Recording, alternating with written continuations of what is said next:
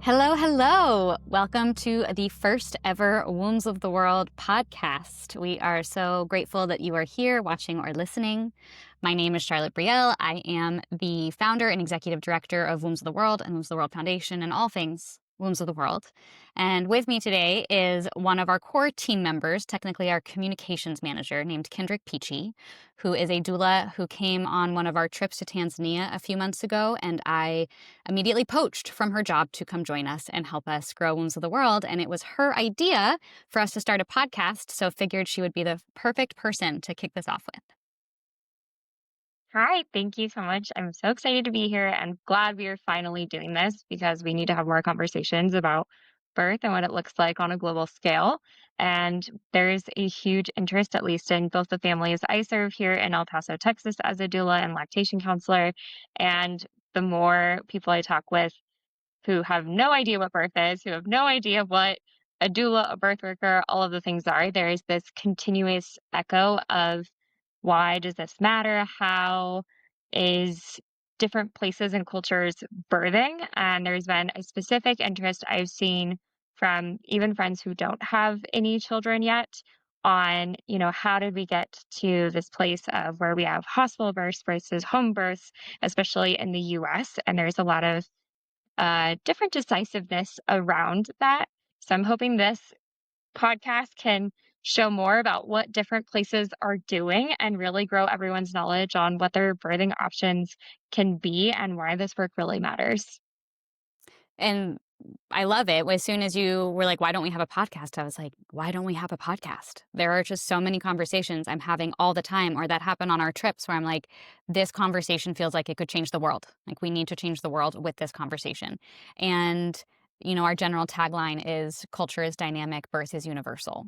And for me, what that means is that birth is the most human thing, like birth and death are the most human things that tie us all together. But the way that we are being held in birth varies drastically around the world. And I feel as though right now there's women all over the world, people all over the world, really waking up to wanting to reclaim birth. And so that's what a lot of the conversations on this podcast are going to be about. It's like, how do we reclaim birth? How do we bridge birth sovereignty between the ceremony of birth and the medicalization of birth? Because I think that's something that's really important and sometimes misunderstood is like, yes, I'm all for the ceremony of birth, but also like I value the miracle of medicine, and sometimes it saves lives. And so there's room for all of it, and it doesn't have to be an either or. And it's just about holding the duality and the complexity of everything that is available. And that's really what it boils down to, is making sure that moms know of their choices and are making informed decisions. And the conversation is global. That's the coolest part, is that this impacts everybody, and there are birth systems everywhere. And so I'm very excited to have a really great lineup of guests from around the world joining us. And I'm very grateful that Kyndrick got us here. So you said you have guests from around the world. Can we get a little bit of a sneak peek on what we can expect in season 1 of the Wombs of the World podcast? Well, so far we have guests from Tanzania, a traditional birth worker there who is also one of our core team members and brilliant, all about womb ecology. And we will be speaking to midwives in Mexico about their practice, and birth workers in Berlin about their practice, and birth worker doula turned OBGYN student about her experience in the birth space, going from the ceremony to the medical.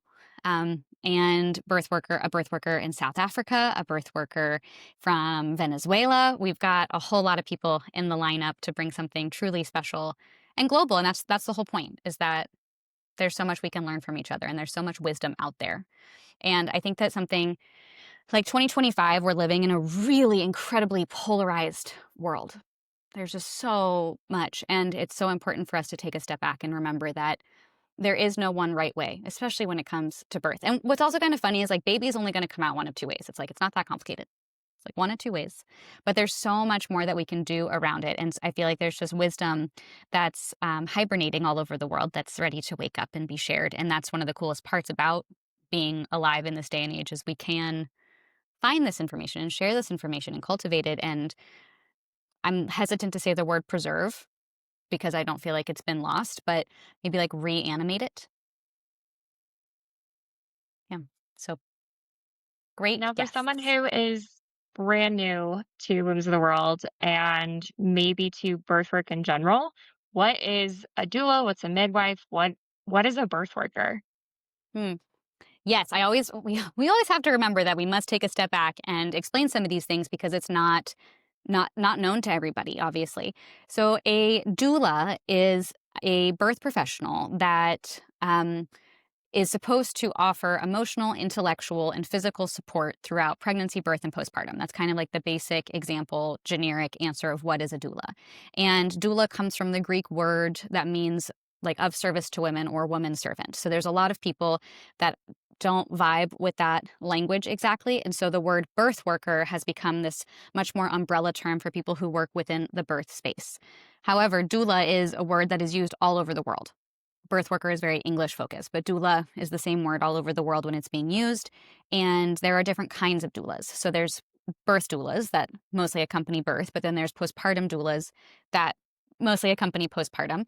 But then there's also loss and bereavement doulas, there's fertility doulas, there's doulas that specialize in VBACs, there's doulas that specialize in supporting like fertility journeys, IVF. There's doulas that specialize in supporting families after the loss of a previous pregnancy or child. Like there's all kinds of specialties. And essentially what a doula is just somebody that is holding and witnessing one of life's greatest transitions and the transformation, someone that's holding that space and honoring it. And what's really cool about doulas compared to midwives is that it's an incredibly accessible field to get into. That's something I love about it, is that it's incredibly entrepreneurial. And because it's not medical, so that's like the core difference between a doula and a midwife. A midwife is responsible for the health of the mother and the baby. So a midwife is going to be checking fetal heart tones and doing like during labor, doing vaginal checks. And if something goes wrong, the midwife is responsible for managing that situation. A doula doesn't do anything internal. So we're entirely external. And then depending on the doula, they can bring a totally different flavor to the experience. Like it's no two doulas are the same way that no two births are the same. But what it is it's entrepreneurial and it's accessible to a lot of people. You do not need a high school diploma to be a doula. Most doula trainings out there, some of the big ones, are just like 3-day weekends. And all you're really learning in that 3-day weekend is how do you meet someone where they're at? How do you show up in a space with someone who has a totally different walk, maybe has a very different life path from you? Show up in that space and hold space for them and be their rock during a very potentially chaotic moment. And obviously in the training too, you're learning like the stages of labor and you're learning about things, but really the training starts once you throw yourself into birth work. Like you learn more at your first birth than you will reading all the books and taking all of the trainings. And that's something else about doula work is that it's freaking ancient. Like I love that people are like, what is this? I've never heard of a doula. It's like the doula at a different time and place was just the aunt, was the sister, was the neighbor, was the grandmother. Like back in a time where women did support women and births were at home, that was the role of the other women around you, was to support you, was to hold that space, was to offer you guidance, was to show you how to breastfeed, was to help you manage all these things. And in some cultures around the world, that sense of community and women supporting each other is still going strong. However, for the majority of the Western world, and even just majority of the world now, we not only are birthing in isolation, but we're living in isolation. And so that knowledge has been completely lost of like witnessing, say, someone give birth. Like we're not witnessing that anymore the way that maybe you witnessed every single woman in your community give birth just 50 years ago. Like there's been a huge shift. And so now there's this waking up of women all over the world that are like, wait, no, this knowledge is important. I want to know this knowledge because it connects me to my body. Like this is the most primal thing there is. And I think that that's why we're seeing this like rise of doulas around the world. And the accessibility piece of it is what differentiates it so drastically from midwifery. Like midwifery is a graduate degree. It is a nursing degree. It is a medical degree. It is a whole lot of responsibility. And there's a lot of doulas that are on their way to becoming midwives. They like start with the doula and they get into the doula space to get into birth, to get into being around moms and babies, and then they transition into being midwives. But there's a lot of doulas, myself included. I do not aspire to be a midwife. I love the role and the scope of practice of a doula, and that the doula is that bridge, the bridge between the medical and what the ceremony of birth can be, and just like being that witness. And so that's really what Wombs of the World started as, was like the mission of doulas, and kind of the idea of, we're gonna, the initial seeds planted, which were so fun, was like, we're gonna bring importance, like it shows importance to honor birth by just committing to traveling together as a collective and doing birth work. Like that in itself is like, oh, there's a lot of people out there that care about birth. And then we show up in these random communities all over the world that are like very far away. And we're like, we're here to learn from your midwives. We're here to support your mothers. And they're like, wait, what are you doing here? And it sparks those seeds and it sparks those conversations. And, we say a lot of things like changing the world one birth at a time, but I really do feel like you never know when you're going to have a conversation with someone that's going to spark that for them, and they're going to hear the call and want to get into it, or want to wake up and be like, wait, I want to learn more. I want to understand my cycle. I want to know how birth works. I want to know how postpartum works, because that's power for us. And like, not to get down the systems rabbit hole, but the medicalization of birth the medicalization of our bodies in general has so disconnected us with ourselves. And so the doula is definitely that sacred bridge. And it's global. It's a global unification.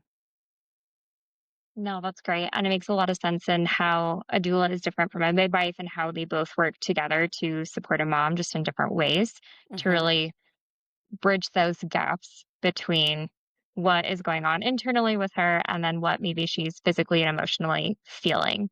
So Hmm. it's a wonderful tool to be able to have both. So you mentioned it a little bit, but tell me more about what is Whims of the World for someone who has never heard of this. What is it? How did it get started?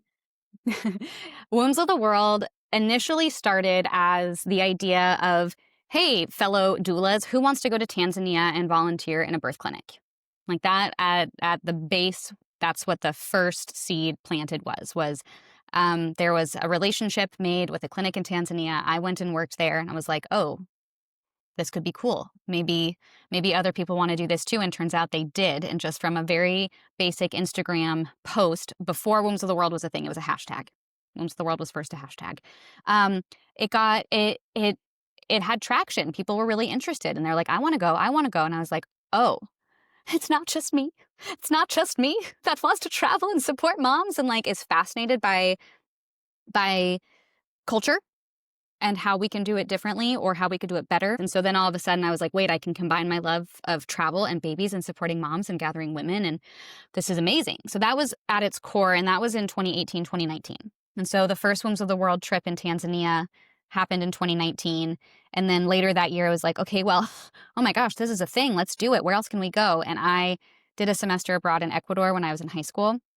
And I reconnected with some of my contacts there and explained this project of, do you think that doulas might be welcomed at the hospital there to help support moms? And at that point in time, that was before I knew anything about the traditional midwives of this region. It was very much, the idea was like the volunteer doulas, the doulas that are coming and supporting births. And then they were like, yeah, let me introduce you to somebody. And then that's the hospital that has gone viral on Instagram, for those who have seen it, of the vertical birth room. That was that hospital. And it was like, oh, we're shifting gears here. And then the gear shifted from these like volunteer programs to educational programs and training programs. And so now we had a COVID hiatus. And now 2025, they are what we call advanced birth worker trainings. And you get a certificate for attending. All the trips are specifically for professional birth workers. So you have to already be in the birth work space, either as a doula, a midwife. I love having labor and delivery nurses travel with us, love the occasional OBGYN who has joined us.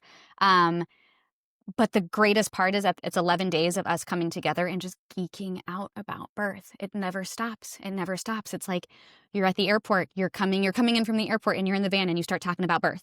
And you start talking about, because this is a very unique path. Not everybody is called to birth or to birth work. a lot of people are called to birth their children and be mothers or fathers, but like um, to want to be present for someone in that moment is a very specific calling. And so when you gather those people, and our participants that come on these trips are from all over the world too. And so that adds a layer of the learning, just getting feedback from other people and different, even like throughout the country of the United States or throughout Europe or throughout Canada, the practices are so different. And we are so different, but we come together with this shared love and passion for this work and for this mission. And then we just get to geek out the whole time. And in the midst of doing that, we get to also either, our Tanzania program is still very much of service. We are in the clinics, we are supporting birth. And then our other programs are focused more on learning from traditional midwives, and they do not have the clinical hands-on birth component.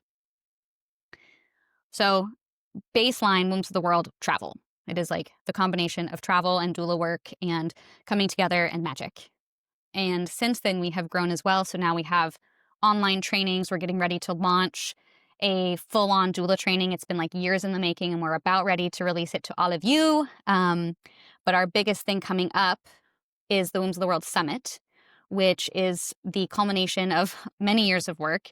We are bringing together the traditional midwives from our Ecuador program and our Mexico program, and some other guests from around the world, including Malaysia and Japan and around Europe, to come together for 3 days of workshops and conversations and ceremonies, and just really diving in and exploring that theme of culture is dynamic, but birth is universal. So like, example being the midwives in Ecuador and the midwives in Mexico, they both have their own rebozo practices, and they use the same word rebozo, but the actual cloth, the material, which, so a rebozo is usually a cloth or like a shawl type thing, and it's used for different things, but it's been so generalized, like the rebozo practice, that most people have no idea that there's different lineages of rebozo, there's different rebozo practices. So that's so cool. And then it's also so great for you to learn and see like, oh, she does it that way, she does it that way. What would be most comforting for my client? What would be most comforting for my friend who's just had a baby? Because essentially you're just getting wrapped up in a big hug. For those of you who can't visualize a rebozo, imagine being tied up from head to toe with scarves and being like prayed over and initiated into motherhood. That's kind of the idea of a closing of the bone ceremony, That's which we can wonderful. And tangent on. what an exciting opportunity for people to get together and learn from so many different cultures and midwives from around the world. So, with that, when you have people go on Rooms of the World trips, there is this travel component, there's this educational component. What is your hope with people going on this trip? What are you hoping they gain from it? So I view birth work as a very micro, meso, and macro, because some of the things the collective we say is that birth is a reflection of society. Like how we give birth says so much about how we're living as a society. How we honor mothers, how we take care of families says so much about what a society values in those systems that are in place. So what my hope for participants is like, I very much believe that travel is life-changing. I have I am the person I am today thanks to the travel experiences that I've had in tasting new foods and being stretched outside of my comfort zone. So there's a huge piece of Wombs of the World that is really about that invitation to travel. And every trip, there's usually 1, 2, maybe 3 participants who have never traveled before. Like I've hosted people where it's their first time leaving the country. So that in itself for them is like a huge learning opportunity. And then when you're coming together as a group and you're doing womb work, because a lot of our learning from midwives and things like rebozo practices is deep womb work. And it's just a vulnerable space, and it's so transformative. Transformative is the number one word we have on our feedback forms, that the trip was transformative. And it's like, yes, I can see that, because I'm pushing you far outside of your comfort zone, putting you with a bunch of doulas and like massaging your womb. Obviously, things are going to come up. So I'm really hoping for them as individuals that they are able to leave with their cups overflowing, and maybe having healed something or learned something or just expanded their practice and their understanding of birth work. Because every single trip you walk away with something so, so different. Like the Tanzania trip is not about sitting in ceremony with midwives. It's about really facing what medical colonization looks like, what obstetric violence looks like, what caring about mothers and community looks like. Like there's so much beauty to it, and it's just so raw. Like the experience in Tanzania is so in your face, but the thing about it is that it's echoed everywhere. So you can see it in Tanzania, but just because you see it there kind of without filter, That doesn't mean it's not happening all over the world. Versus our Ecuador and our Mexico and our upcoming South Africa program are very ceremonial and very spiritual, because there are a lot of people, myself included, that do view birth workers as or as spirit workers as well, because of birth being a portal opening. And we can get very woo woo with it, or not, but like, oh my goodness, the miracle that is birth. And when you get to witness a mom in her most joyous and vulnerable and powerful and life-threatening moment, like, birth is wild, and you are just like holding it down. You're like, I got you, mom. Like, you're doing great. Um, that that moment changes you. So like, travel changes you, birth changes you, coming together changes you. So that would be at the micro level what I hope for them. And then meso level, I hope that they come home, go back to their communities, and they are ready to get to work. They want to apply those things. They want to have those conversations. They want to support the moms in their community. They want to be better birth workers, and that they are amped up, and that they are amped up and now with community. Like, now you have your pod that you traveled with, that you can text if you need to, that you can send updates to. You have, because again, like, we live in isolation, and a lot of birth workers also feel really isolated.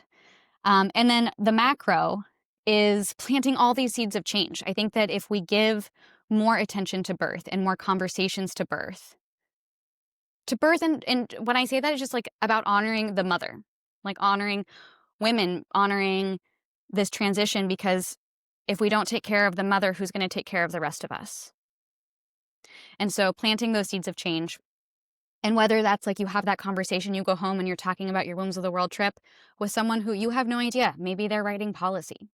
You just have no idea who you're going to inspire, who you're going to talk to. And I think that the more seeds we can plant and the more people we can get fired up about supporting each other, the better and more beautiful this world is going to be. So essentially, Kyndrick, I think we're going to heal the world.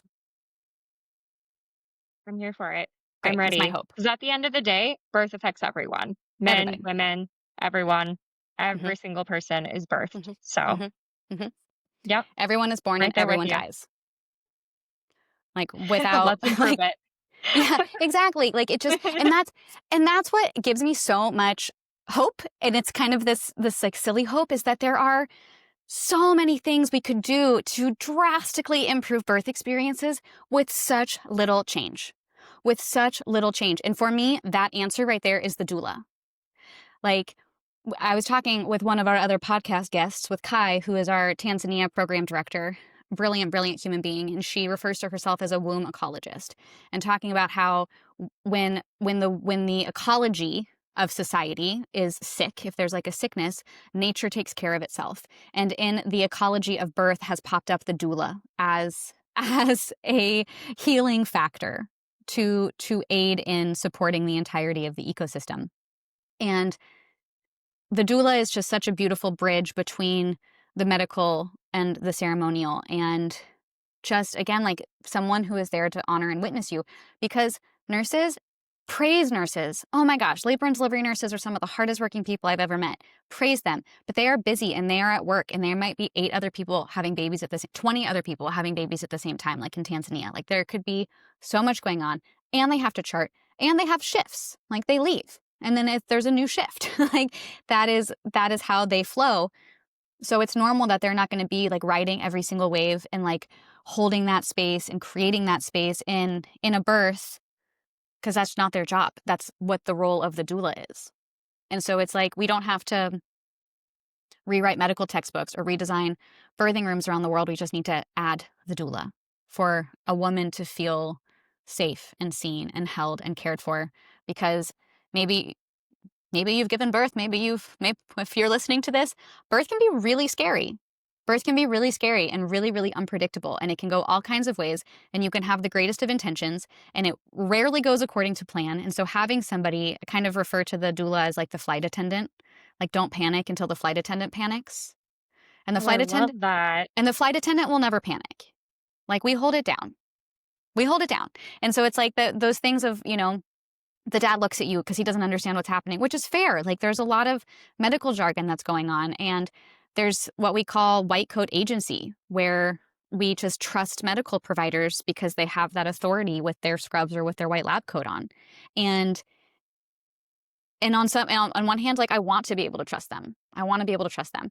But at the other hand, like, they're on their own time and birth is on its own time. And so, like, the doula can be that person to just help you come back to, like, I'm on my time. I'm like, I honor my own rhythm. I don't need to feel pressure from them because they're trying to speed things up because they want to go home and he has a golf game tomorrow. Like, how many of us have stories of providers scheduling a birth because of like a holiday that they needed to go on? And like, they should go on holiday. They're working really, really, really, really hard. So, moral of that story is we need more midwives. Like, the world needs more midwives. We need more birth workers, and it needs to become something that's so much more accessible. Like, the educational paths towards midwifery and towards just like women's health needs to be so much more accessible than it is. And we know that if men were giving birth, it would be. Now, we've talked a little bit about the trips that Women's of the World offers, and that's kind of how it got its start. Mhm, But what are other things and offerings that Women's of the World has? You mentioned that there is a new doula training coming mhm. soon, so that's super exciting. But what else is there for Women's of the World? Well, as of right now, we have a great childbirth education class. I say that it's my childbirth education class, so I think it's great. But it's very much from my doula heart. So that was one of the first things that I put out there was like childbirth ed needs to be more accessible, and so that childbirth education class exists, and it's self-paced, online, 2.5 hours of video, and then a lot of written content if you want to deep dive. But the idea there was like my approach as a doula with birth is it's all a headspace game. Like, it's all about how you want to gear up mentally to go into it. Because, like, you've been to Tanzania, there are no epidurals in Tanzania. Or, it's like such a different mental approach. Like, it's not the conversation of, I feel as though that's like one of the metrics for a birth in the US of like, did you have an epidural? Did you get a C-section? Did you go unmedicated or what they call natural? And I'm like, ew, every birth isn't natural. But like, so it's all a headspace game. And so I really wanted to introduce that idea in this course and then also birth as a tool for healing because moms can very much be born in the process if they want to. So again, it's kind of like how much of a ceremony do you want to make your birth? And there's some people that like don't. There's some people that want to schedule a C-section and have a full face of makeup and like power to them too. So I think that the course is a little bit for everybody. And then we also have what's called the Doula Launch Pad that's available now. That's just full of, I would say, like marketing and business tips and tricks for doulas. Because my biggest intention is like more birth workers working. And the number of doulas I have met who are like, oh, I've taken a training, but I don't know where to get started, or like I'm scared to get started, or I don't feel like I have enough experience, or like they have all of that imposter syndrome. I'm like, want to slap it out of them. I'm like, get to work. Moms need you. The world needs you. So that's what the Doula Launchpad is. The getting them to work 101. And it's full of guides and resources and just all the stuff that you kind of like wish your doula training had given you. So when we launch our doula training, it will give you every single thing you need and more to really just dive into your new career.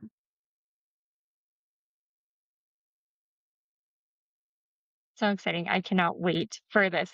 It's so necessary, so needed. And is it going to touch on one of the big things about Wizards of the World is it has this travel component and it recognizes that birth exists in so many different ways around the world. So does this doula training incorporate any of that framework in it? I think that what is going to separate our doula training from other doula trainings, or at least my intention with it, is that I want for anyone around the world to be able to take it and apply it. So I feel as though a lot of the trainings I've seen in the US are great. And I'm just so grateful. I'm so grateful that so many people are putting such great content out there because, again, it's like this is a collective reclaiming and relearning and coming together. Um, but I think because my market and my clients so far, my participants so far have been so global and learning about what, say, birth is like in East Africa or birth is like in South Africa or birth is like in Central and South America or Asia, it's like we're from all over the world, which is so cool. Um, it's not a one size fits all training. And so I really want, and this is what we're currently working on, is really painting a global picture of birth practices while then maintaining what is the core of birth. Like, because obviously, if you're going to be a birth worker, you need to understand the anatomy and the physiology and the stages of labor and all that jazz. But Right. one of my favorite ways of learning, and I think it's one of the most ancient ways that we learn, and it's the way that our hearts learn, is through storytelling. And that's how women have been communicating forever. And so I really want to weave that into our training, and I want for our students to hear birth stories from all over the world, because I really feel as though it gets us out of our own vacuums. And back what I was saying earlier about things being so polarized right now and politicized, and people being so attached, like things have to be one way for them to be the right way. This Hmm. just these conversations that I'm having, and the guest teachers that are part of the course, bring such beautiful perspective that just like give you a second to reframe. And again, like the mindset piece. And so when I do talk to clients, to pregnant people, not to doula clients, but when I talk to my mama clients, they have so many questions. And one of my answers is usually like, well, is this done here or is this done everywhere? For just like rule of thumb. Like a good example of that is co-sleeping. Like there's a lot of regulation in the US around co-sleeping, and that's fine. Regulate all you want. Make sure that people are making informed decisions. They know how to save sleep. Very, very, very important. Like the majority of the world is co-sleeping with their babies because the majority of the world doesn't have multiple bedrooms. So like, is that a and then you think about, in the 80s, we were all sleeping on our stomachs. You weren't alive. Neither one of us was alive then.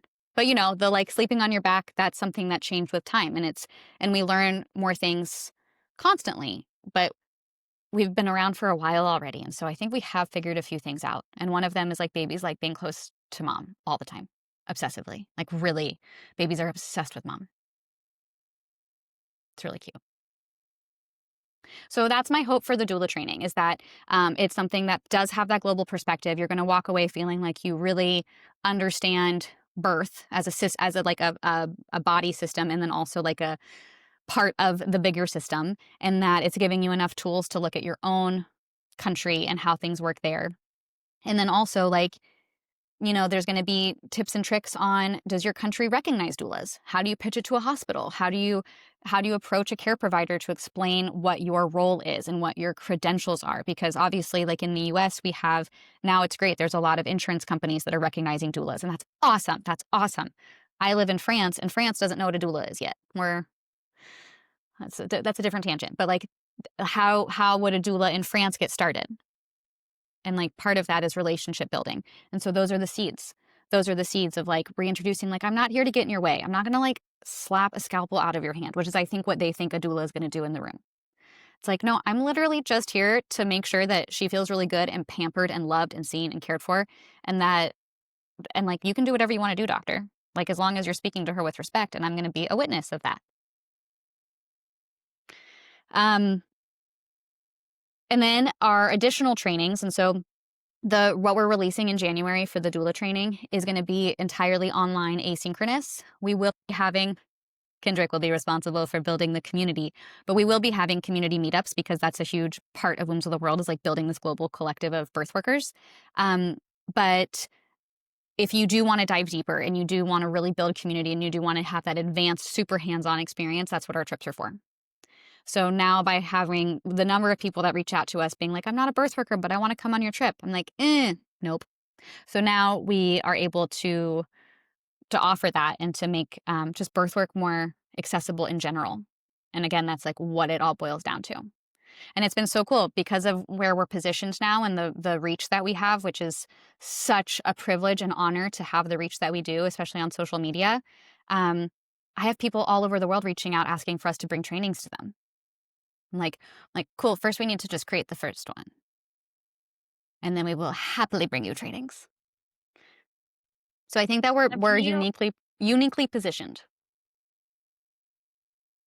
Go ahead. when you say it's important for birth workers, or when you say it's important for us to have birth workers on these trips, why is it important for it to be birth workers specifically that join Wombs of the World trips and advanced trainings versus maybe a pelvic floor therapist or somebody else who's just really interested in birth?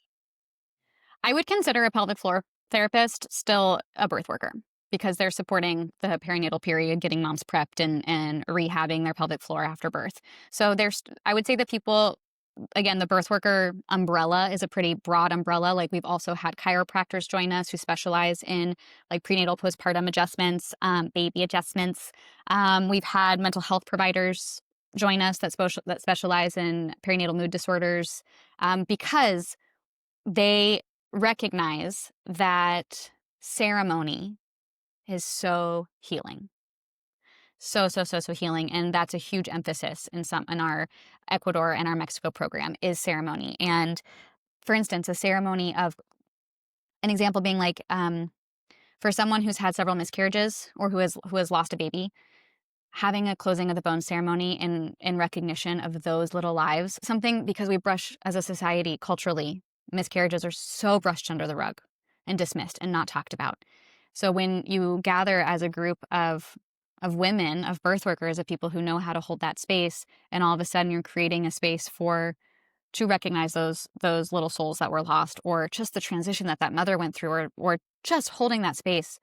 Oh my goodness. The release, you like see her get lighter and you see tears shed that she's been holding on to for years and years and years. And like, that's just magic. Like, that's the magic of women coming together. So that's why because the trips are so vulnerable, those in attendance need to know how to hold that space. So that's why it's specifically for, I want to say, like professional birth workers or people who are like really hearing the call. So we have had a lot of participants who are brand new, like brand spanking new. They've taken a 3-day doula training and then they're ready to go. And I welcome them because I'm like, cool, let's get you fully onboarded into birth work, because again, we need more birth workers. So definitely welcoming the fresh ones, but not someone who doesn't know how to hold that space or who has never held that space before. Got it. Now, if somebody wanted to learn more about Wombs of the World or find us on social media, where do they find Wombs of the World? It is Wombs of the World everywhere. And this is wombs like your uterus wombs. And that's just the name everywhere. We're wombsoftheworld.com, on Instagram, Wombs of the World, Facebook, LinkedIn. And we also have a nonprofit, which is, if to look that up online, it's wotwfoundation.org, wombsoftheworldfoundation.org. And the foundation is like 3-ish years old now. And it is our nonprofit branch. It's a registered 501c3 in the state of Colorado. And its purpose is to fuel some of our bigger projects going on around the world right now. So Wombs of the World at its core, the trainings, the education, but when we're on the ground, we want to support community-led initiatives, and that requires just external sources of funding that have nothing to do with our doula trips. So that's what the foundation is there for. And we've been doing a lot of really cool work this year. In 2026, we'll have a whole other podcast on that because we're gearing up for some big, big, big things in Tanzania. Can we get a sneak peek of what are some of the things that the foundation has supported that are community led? Absolutely. The first big thing that the foundation did was buy an ultrasound machine for one of the clinics in Tanzania. That was like our first big fundraiser, big event. Since then, we have provided a lot of other medical equipment to the clinics in Tanzania that is all just straight up life-saving, like bilirubin lights and CPAP machines, another portable ultrasound machine, baby warmers, just like being able to keep baby warm, huge. Like different oxygen concentrators, essentially whatever they give me the list for every year, we strive to provide. We've also worked closely in Tanzania with a Maasai community. Their midwives have been such an amazing resource for us in learning about traditional Maasai birth culture. And so we have worked closely with their community, and we have supported the Women's Bead Collective. So just like really giving like a financial investment into the women of the tribe of that particular Boma, which means community. And we've also built toilets on the land. And we are about to finish the build of a school. For the last like 6-ish months, we've been building a school there. By we, I mean they. We have been funding the building of the school. They are building the school. And we've also done little things with them. We've like helped some of their kids go to school. We've purchased mattresses for the older kids who are in boarding schools so they're not sleeping on the floor. Little things like that. Little things that are so little for us. Like for when we're fundraising, we're like, we need $50, and someone can easily give $50, and it's such a game changer for them on the ground. So that's been a lot of our Tanzania projects. And then in Ecuador, we started years ago helping our partner there. Her name is Martha Arontingo, and she runs Partera Dianaku, which is an ancestral traditional midwifery school. And we helped fund the first round of teaching. And now Martha is a freaking powerhouse. She's got like 500,000 followers on TikTok, and she might single-handedly change the world. I wouldn't be surprised, and it is an honor to know her. Mhm. And we'll see what's next. Like I mentioned, we've got a lot of really big projects coming up in Tanzania, and what's incredibly special about them is that it's this bridge between Ecuador and Tanzania that feels very unique to Wombs of the World making, and it just makes so much sense. But we do not need to tangent for 45 minutes on our Karatu Gentle Birth Initiative. We're going to come on that later. Mhm, mhm. Now, if somebody were to want to support Women's of the World or get involved, what ways can they get involved? We are always wanting to grow our community because this is a collective movement. One of our philosophies is like when the tide rise, we all rise. When mothers rise, we all rise. So definitely just spreading the word, joining our newsletter. If you go on the website, it will prompt you. And I like to rant to you in the newsletter, but also share updates. So that's just a great starting point. Just join our newsletter. Join us on a trip. Sign up for our training when that's released in January. Come to the summit, depending on when you're listening to this. We're a month out from the summit right now. It is October 15th through 17th in Berlin. Um, and if you're interested in supporting fiscally, if you're interested in sponsoring a project or being endorsing Wombs of the World or wanting to partner with us on projects, we firmly believe that it is all about collaboration and coming together because this is a huge mission. So we welcome all the help we can get. Awesome. And okay, my question for you, Kendrick, as a doula and as a Wombs of the World participant and as our newest team member, what are your hopes and dreams for Wombs of the World? What would you like to see Wombs of the World accomplish? I, I was like, it's such a big question. It's hard to pick one thing. I think ideally, I would like to see Wombs of the World really bridge the knowledge gap between both the medical and non-medical sides of birth and postpartum and just like mother care in general. And I don't think there's a single place on earth that is doing it quote unquote right, if you will. So I think my hope for Rooms of the World is not only to educate moms and parents and people who are starting this parenthood journey, but birth workers and doulas and midwives and OBGYNs, and really how we can work together to create a better experience, not only for the birthing person, but also down the line have better birth outcomes because we're able to really bridge these gaps across the board. So my hope for Women's of the World is really just to continue that knowledge base and really gather information from all over to continue teaching. Well, you've come to the right place. Very, very happy to have you on our team. Thank you for being with us.